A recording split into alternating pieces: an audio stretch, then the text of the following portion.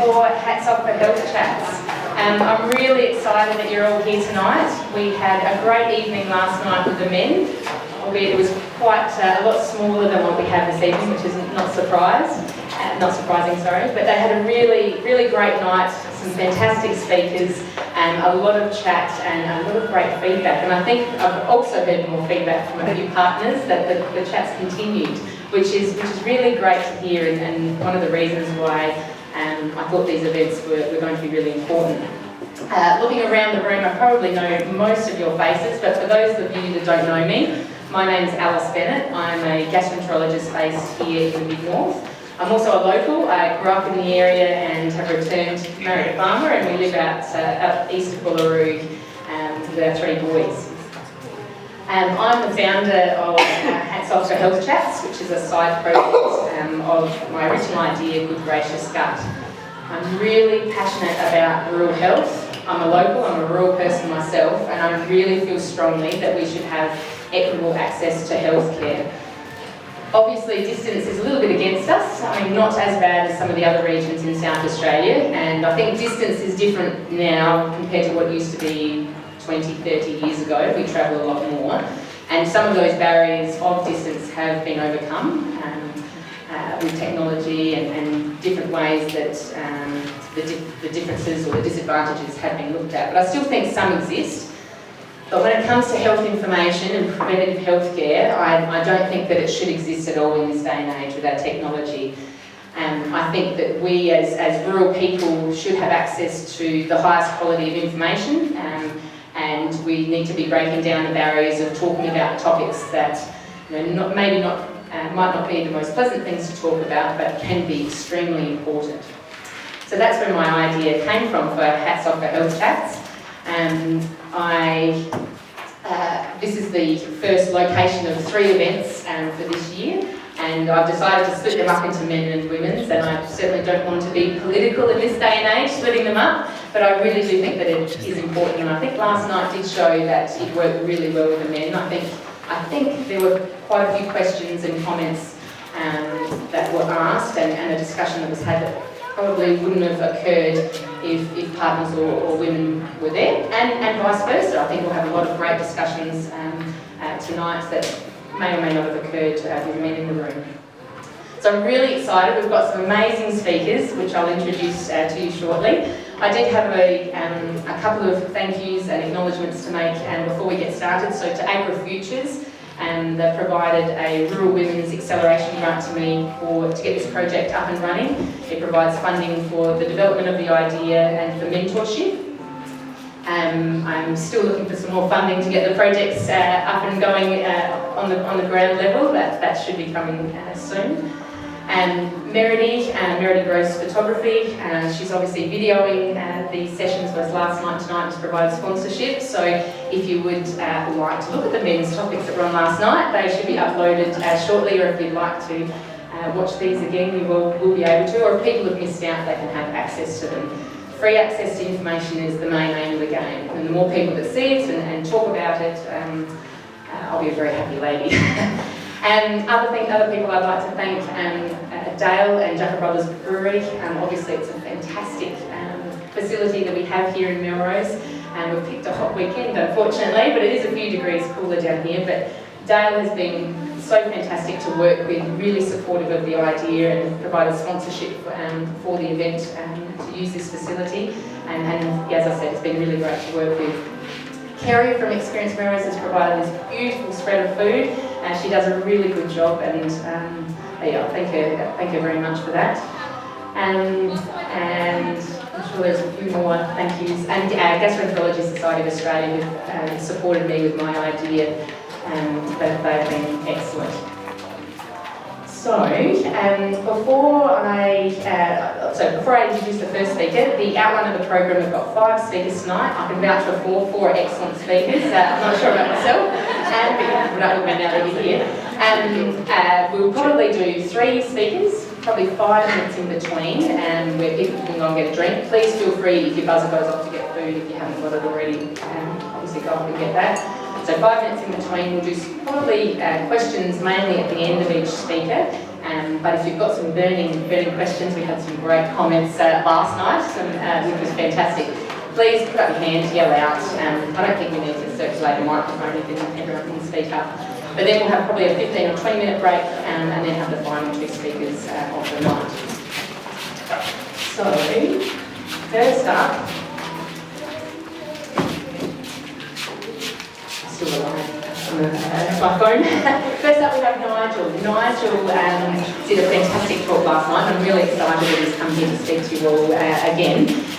So Nigel Young is a local, works and lives in Port Pirie with his beautiful wife Madeline.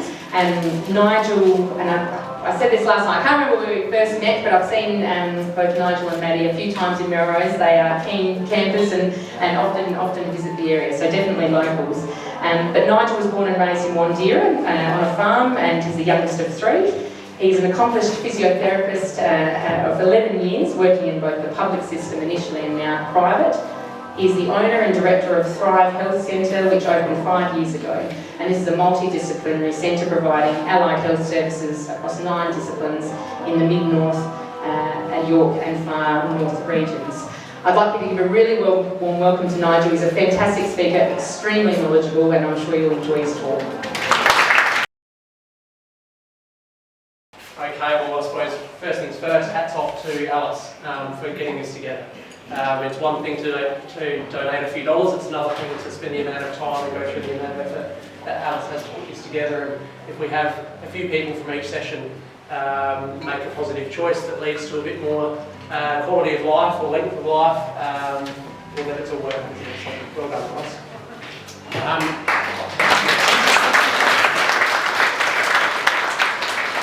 So yeah, as Alice said, I'm from Wandeera, off the farm there, and went to Adelaide for 10 years and came back and spent a couple of years with a few members here at the SA Health Service in Port Pirie, and then went out private and been doing that for a while now. So I'm going to talk to you about joint health and injury. Very broad topic, okay? So it's going to be something, no, that's okay. But that just means that it's going to mean something different for each person. And for example, instead of honing in on ACL injuries or arthritis, we're doing a bit more of a broad chat about it. And of course, feel free to sync it up with any questions along the way. Okay, so what the basics about joints. This isn't designed to be death by PowerPoint. Okay, we'll try and make it fairly interactive. Basically, there's 3 different types of joints. There's the fused type joints, the other ones like, for example, your cranial joints fused early on in life. They allow very little movement. Then you've got your cartilaginous joints. That's like, for example, the joints around your sternum or between your vertebrae and your back, or between your pelvis at the front here that allow a small amount of movement. And then you've got your freely mobile joints, which is the ones we're going to focus on tonight, your synovial joints, and they're the most plentiful throughout the body. And they generally contain, at the very least, the top 3, but a fair scattering of the others as well. So the synovial cavity is the gap between the bones, and it would stand to reason that when you're standing up you would feel as though all your joints are compressed down. But because there is pressure within the joint, quite often there is still some space maintained between the joint. The joint capsule is kind of like the Woolies bag that surrounds the joint. It keeps all the fluid in, and there's kind of 2 aspects to it. There's the innermost layer, which actually releases this beautiful milky fluid into the joint as a lubricant. And then there's the outermost layer, which will actually, let me jump onto that, and we'll use that as a bit of an example. So we've got, over on the left here is a very basic synovial joint. So you can see that the dark orange is the innermost layer, and that releases fluid into the joint to keep things nice and slippery and lubricated. But it also has another role. And there's little things in that, there's little factors in that synovial fluid that clean up the joint for you as well, okay? And there's also nutrition in that, okay? So if we're not moving these joints to splash that fluid around the inside of our knee, there's more chance that your cartilage and the other structures within your joint aren't getting the supply of nutrients that they require. Then you'll see the blue arch, or hopefully you all can. That's the articular cartilage, and that gets the most airtime. We all know about arthritis and the damages to those areas there. That's like the slippery surface that helps the joints move without too much friction. Then you'll see some other things, and I'm only going to really touch on this quickly. You'll see things like ligaments. That's your ACL and your PCL. That's inside your knee there. I've got a model here. You'll see things such as this blue thing in between, just there. That's your meniscus, where it's a cartilage pad, and that acts to shock absorb, and we have them in a range of our joints throughout our body. They also, other than being a shock absorber, for example, in the knee, this one's a bit like an egg cup as well. You can see that the bone's quite rounded on the bottom, and that stops the joint, or the top bone, from sliding around on the other bone as well. You'll also see things like the green thing in the picture there.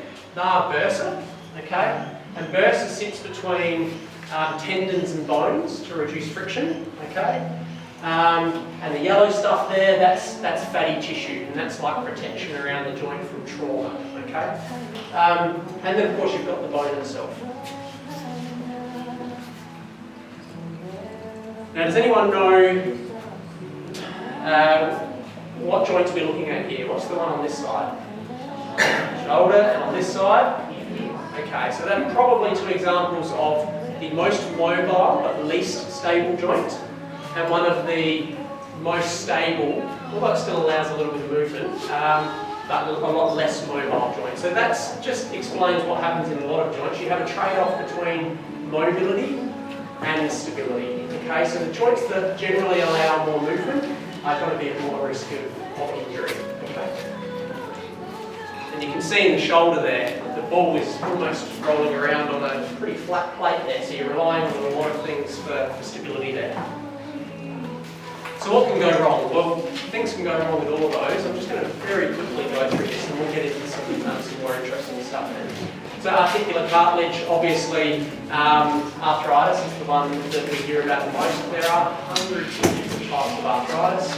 I couldn't even begin to touch on them, but the ones that you'll know most commonly are the ones that are caused from friction or small micro trauma over time, okay, which is where the cartilage surface becomes a little bit rougher. And then there's the kind where the body decides to attack itself, so that the autoimmune type, where, for example, your rheumatic type arthritis is, arthriti, I'm not sure what the plural is there, that might start attacking that tissue. Okay? We've then got fractures. There's lots of different types of fractures, but in general, your prognosis is a lot better if the fracture doesn't include the articular cartilage, the smooth surface. Okay, so if you get a fracture through that, it is hard to maintain that nice smooth surface of the joint. Ligament and tendon tears. Does anyone know the difference between a ligament and a tendon? Anyone brave enough to say in front of this big group? Probably not. A ligament attaches bone to bone. Okay, so that's, for example, your lateral ligaments either side your knee, or the cruciates within it, which you would have. I keep using the knee because everybody tends to injure that at some stage throughout their life. And a tendon is attaching muscle to bone. Okay, so for example, your hamstring tendons coming down and attaching in behind your knee, or your quads coming down, turning into your patella tendon and attaching in through the front of your shin. And with regards to those, there's generally 3 grades. First grade, you're looking at sort of a 1 to 3 or 4 week injury, mild loss of function, small tear. Grade 2 is a fairly substantial tear of the tendon, very significant loss of function, and you're looking at a 4 to 12 week injury, and then a grade 3 is completely going through that tendon. And they can heal without surgery, we know that now, but sometimes when you go completely through a tendon, you will need surgical input. Infection, look, there are some infective types of arthritis, but generally the main way that you get infection in a joint is if you go through the capsule, and largely that's only after surgery. Okay? And that's why it's very important after surgery that you do the appropriate follow-up to avoid that. The cartilage disc or meniscal tears, again using the knee as an example, you would have heard of tags coming off the meniscus, or bucket handle tears where they split down the middle.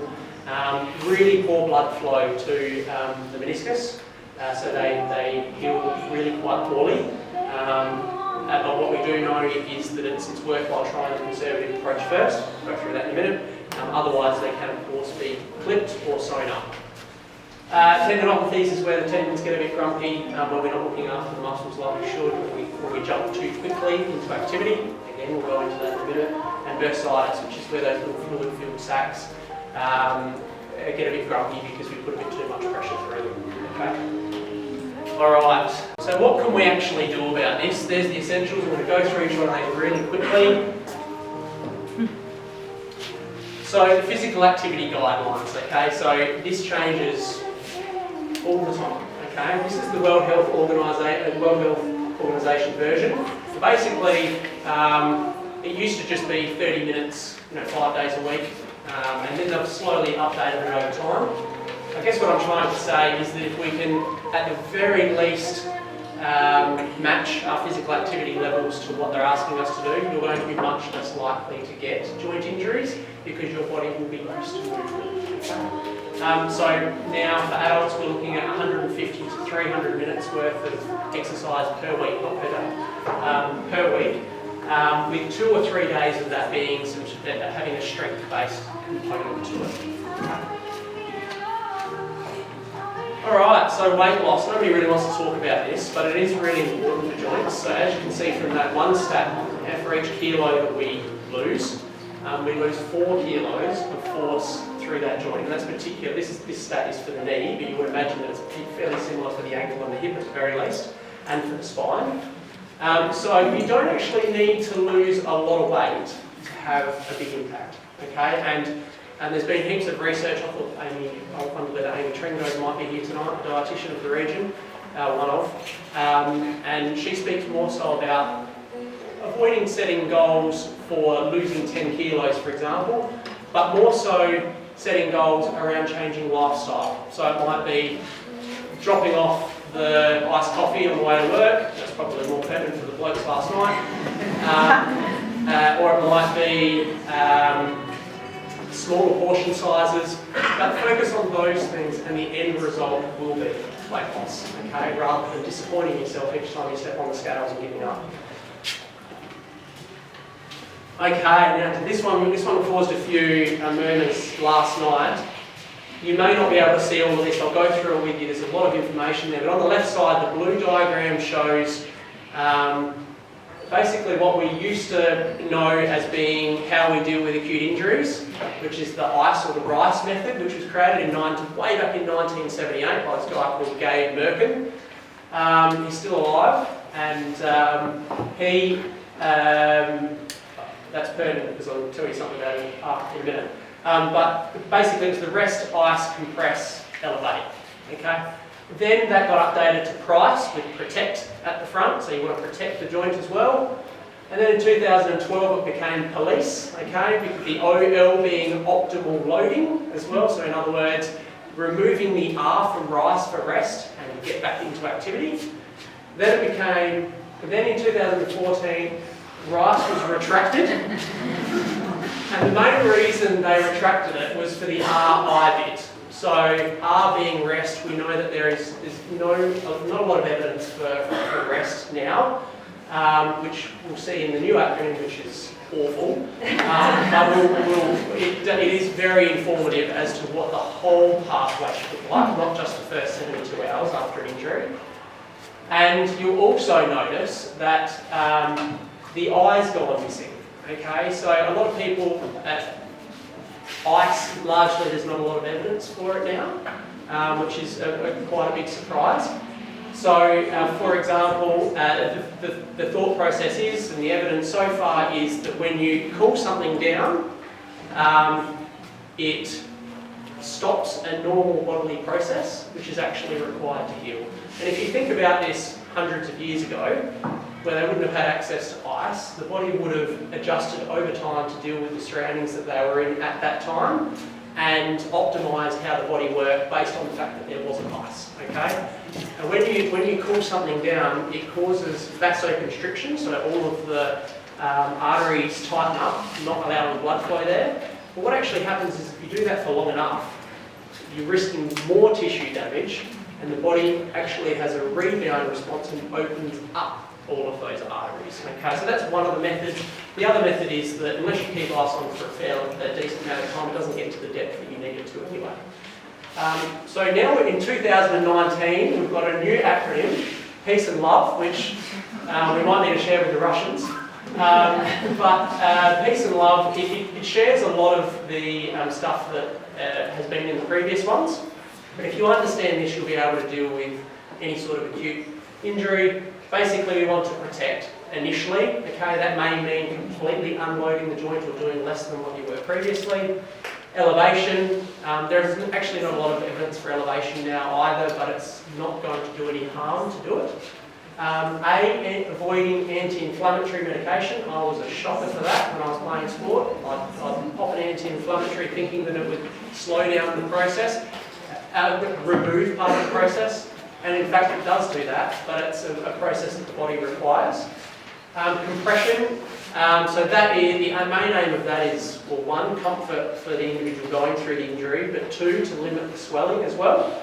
And that probably has more impact than what ice does from the research.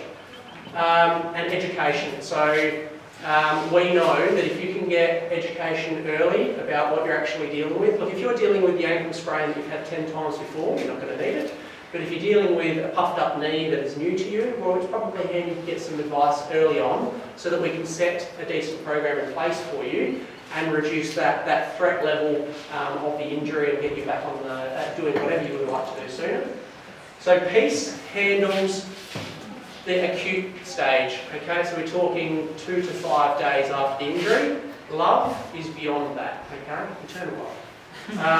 So L is for load. We need to start getting load back into the joint. In fact, after a lot of orthopaedic surgeries, next morning you're out of bed. Okay, they want you moving. We know that if you don't move, there was a study done recently, they mobilised a knee, 48% of strength over 3 weeks was lost from mobilising that knee. Thankfully you can gain it back reasonably quickly, but you do lose strength quite quickly, and we know that it's a 3-to-1 ratio as to how quickly you can lose it versus how quickly to gain it. Okay, so you're better off keeping it once you've got it.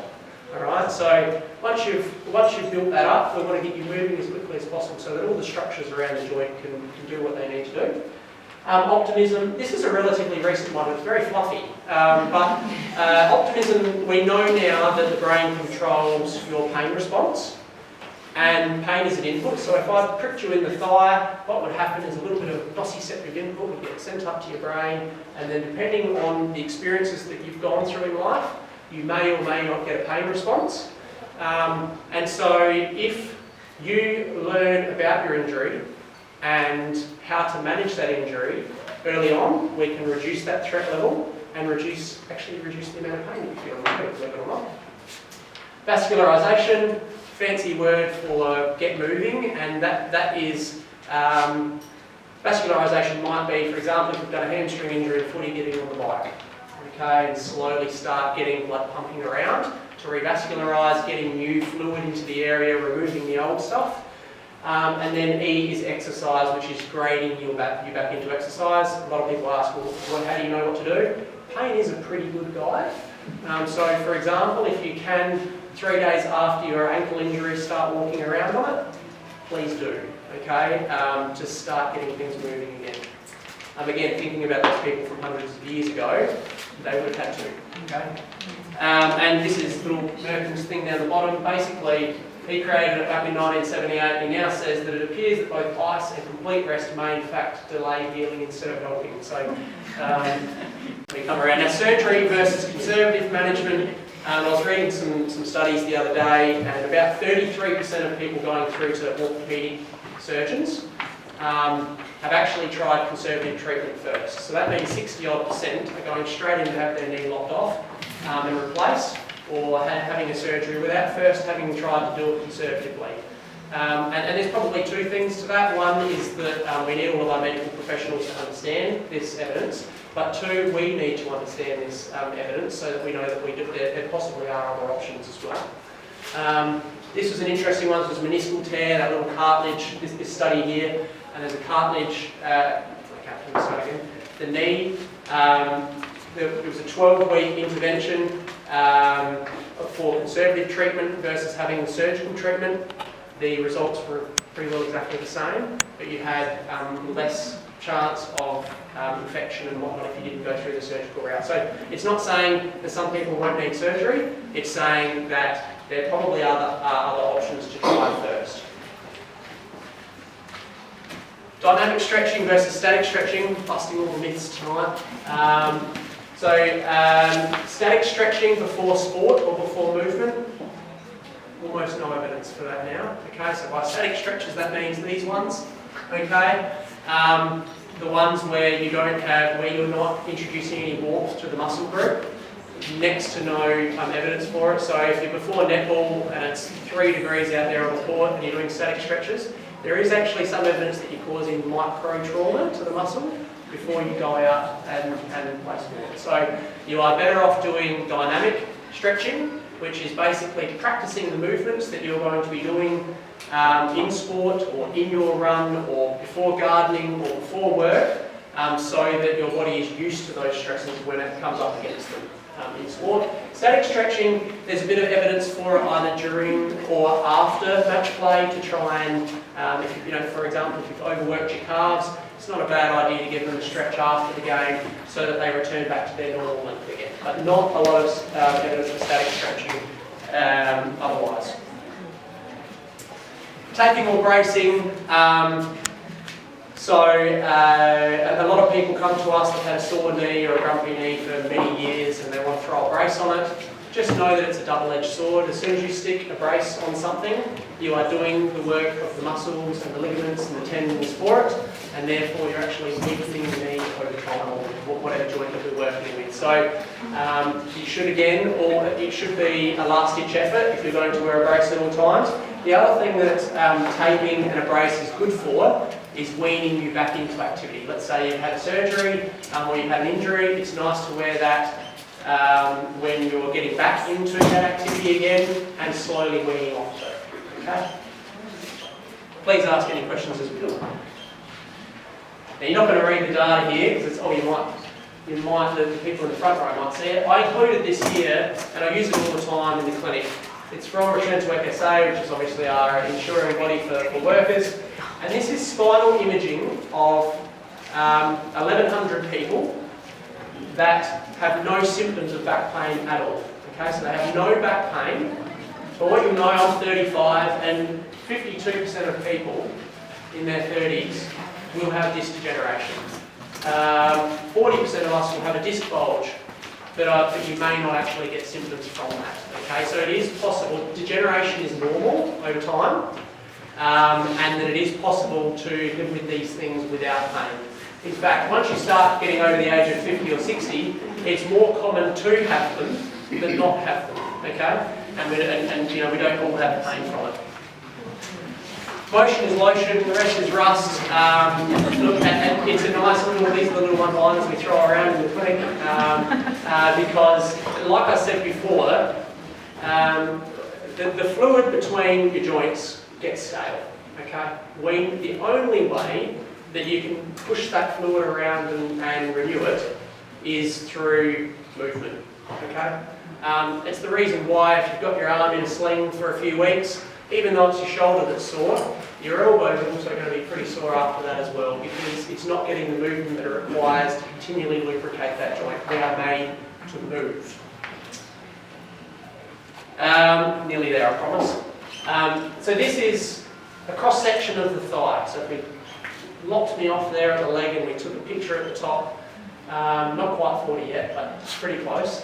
But this is MRI images of a quadricep and the associated ages of the individual. So at the top we've got a 40-year-old triathlete. Now you can see the white little bone in the middle, that's the thigh bone, the femur, and then around that you've got a huge amount of lovely red muscles, and then around that you've got a little bit of fat in the skin. Now we come down to a 74-year-old that's sedentary. Now you can notice that largely now we've got fatty tissue rather than muscular tissue. And then if we go down to the bottom one, there's another 75-year-old that has very similar, even better looking legs than the 40-year-old triathlete. So I guess this slide is just in there to say that age probably isn't a barrier to looking after your muscles.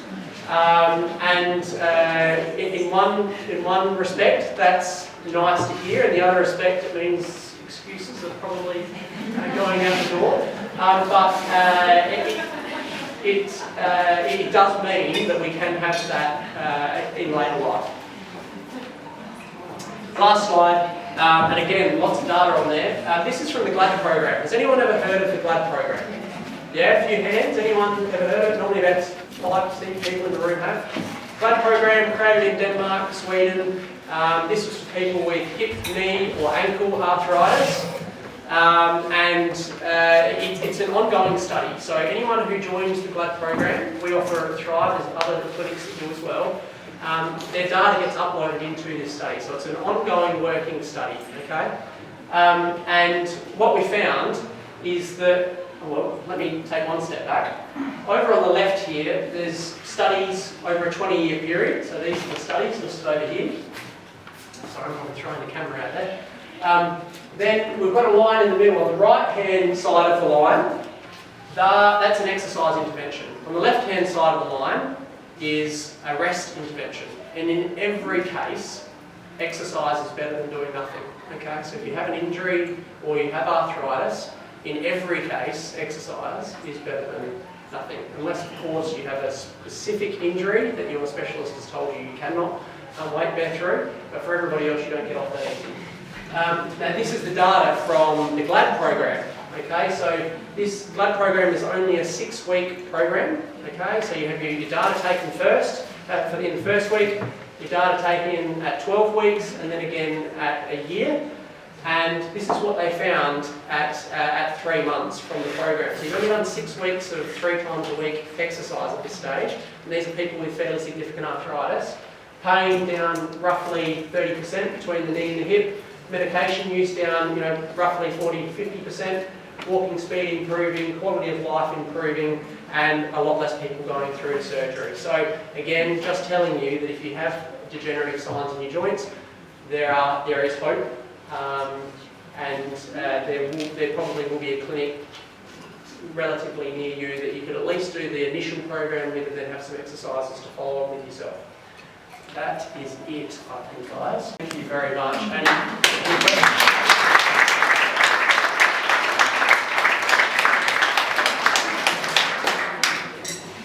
Is there any benefit in taking glucosamine or fish oil tablets to help your joints? So that was a question around glucosamine and fish oil. Good question. The first thing that you'll always need to do is consider your own situation. So for example, fish oil, a surgeon will want to know about that prior to doing anything because it can actually be blood thinner. So you need to consider your own personal situation. So even though it might be something you can grab off the shelf without a prescription, please make sure that you clear it off because they can have side effects in other ways. But I think you touched upon, in general, this is very general advice, I always find fish oil is a good one to go with. The mechanism of how fish oil works is thought to be that it helps with the vascularisation of the bone either side of the joint and helps keep that cartilage healthy. And the other beautiful thing about it is that there's also lots of evidence for brain health and cardiac health with fish oil as well. And it's not necessarily fish oil, it's the omega-3 content in it, which you can get from krill oil and a range of others. As for the others, there's not a lot of evidence for the glucosamine and whatnot. It really is whether you have a deficit of that in your body already. Okay, so for example, if you're having 3 or 4 times a week oily fish, well, you probably don't need to worry about taking fish oil either, but we know that not many of us do that. So, yeah, it's only if you've got a deficit of the other stuff in your body. But fish oil, anecdotally, some of our clients tell us that it's helpful for arthritis, and there is some evidence for it.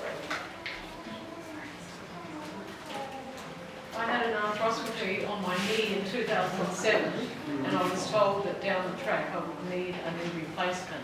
We're now 2023, and I'm very careful with my knee. But is there an age limit where, perhaps you should be considering having it now, even though you're not in any pain, rather than leaving it until you're, 10, 20 years older? Yeah, I mean, it really is an individual specific thing. I get what you're saying, because once you start getting up over towards the 80 age bracket, it'd be a pretty brave surgeon to want to do that surgery at that point. So if you do have a really severe joint and they feel as though there is no other intervention that's going to work, well then yes, you might need to. But what I would say is take a step back and recognise that you're not there yet, and that you probably have a number of years now to try and turn that joint health around a little bit.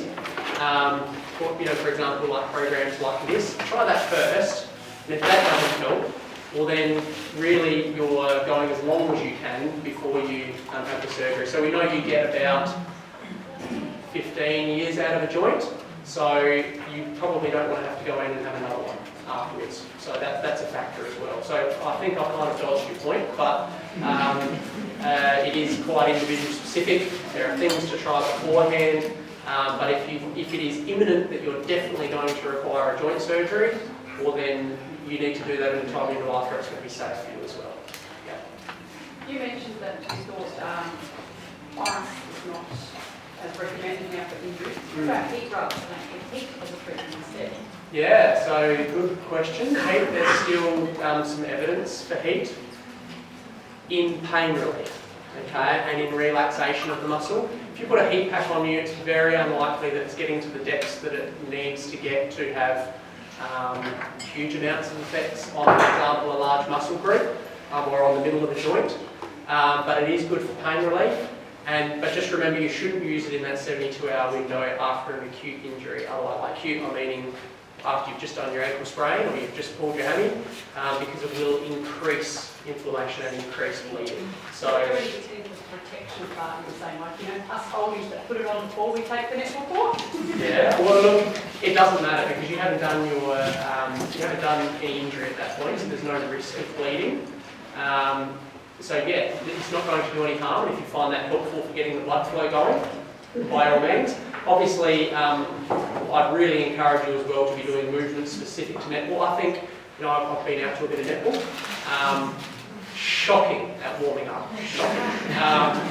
I think it's probably worthwhile just bringing in some more dynamic stuff beforehand, because it's a winter sport too, on a cold court.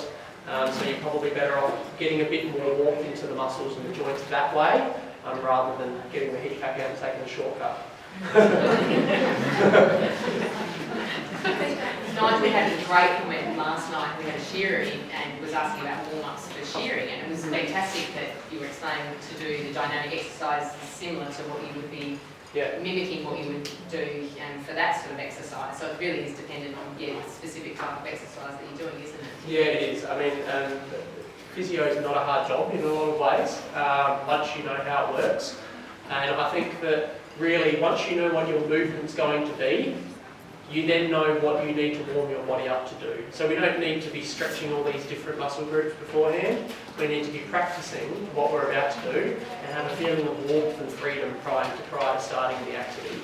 You should not still be cold prior to starting. Now, if that's in a work environment where you're getting back pain, or you're on the shovel, or whatever you're doing, well then there might be a warm-up associated, for example, the shearer. Maybe it does need to be movements like that with a band or something like that beforehand to warm the body up. Also, stationary bikes are actually pretty good too, or going for a run's pretty good, and vascularising all of these different muscles for warming them up as well. But yes, it needs to be functional for the activity you're about to do. That's why with footy players, you'll see them start off with running, sidestepping, moving forward, moving backwards, all of the different movements that they might do in the practice, and then they'll get into even more functional stuff when they're warm. They'll start kicking the ball, they'll start marking, and then they'll start taking contact through their shoulders, which is another thing that they'll know they'll have to do. And you'll see that with the Thunderbirds as well when you're watching them. They'll go through all those different movements, all those things that they'll be expected to do throughout the game. It's not a hard thing, you just need to break down the activity you're doing and practice that right. Yeah. And I actually need to run off too, that's why I was first, so thank you very much. What a great story. Well done.